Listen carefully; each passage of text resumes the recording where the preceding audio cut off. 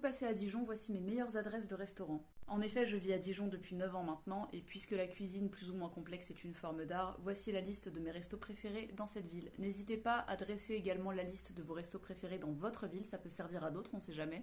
Ça peut paraître assez cocasse puisque je vais commencer par énumérer des restaurants asiatiques. Bon, dans tous les cas, je vais pas forcément citer de la gastronomie purement bourguignonne, mais c'est pas grave.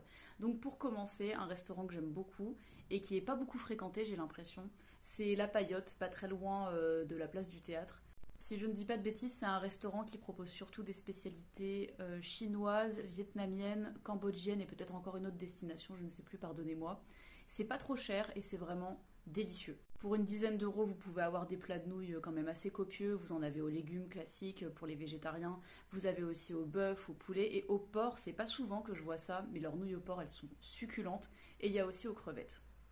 Bon, il y a d'autres choses et il y a beaucoup de choix sur la carte, mais personnellement, ce que je préfère prendre la plupart du temps dans ce restaurant, c'est du riz cantonais.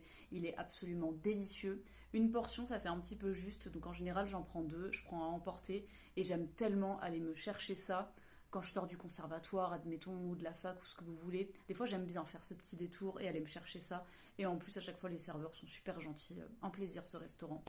Je me rappelle, c'est un des premiers restaurants, si c'est pas le premier restaurant que j'ai goûté en arrivant à Dijon, juste avant que je rentre en Hippocagne.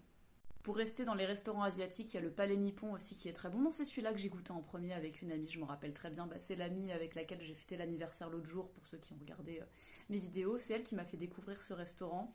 Et un truc dont je raffole tout particulièrement, c'est leur nouille au bœuf, cette fois-ci. En parlant de sushi, je suis une énorme fan de sushi et là où j'adore en déguster, c'est notamment à Sushi Fest. Donc c'est à Foch, pas très loin de la gare. Et l'avantage, c'est que là, vous pouvez en avoir à volonté. Et franchement, c'est peut-être pas non plus les meilleurs sushis que j'ai mangés, mais ils sont quand même très bons. Et resto de sushi à volonté, c'est quand même pas si fréquent que ça. Moi, en tout cas, j'en croise pas à tous les coins de rue, malheureusement. Dans ce restaurant, j'aime aussi beaucoup leur bœuf aux oignons, mais à chaque fois, en général, j'y vais pour les sushis à volonté. Pour finir, dans ce qui est asiatique, vous avez aussi Samurai Sushi, donc ça c'est pas très loin de la rue Jean-Jacques Rousseau si je dis pas de bêtises, donc tout près de République, et ce restaurant est absolument délicieux.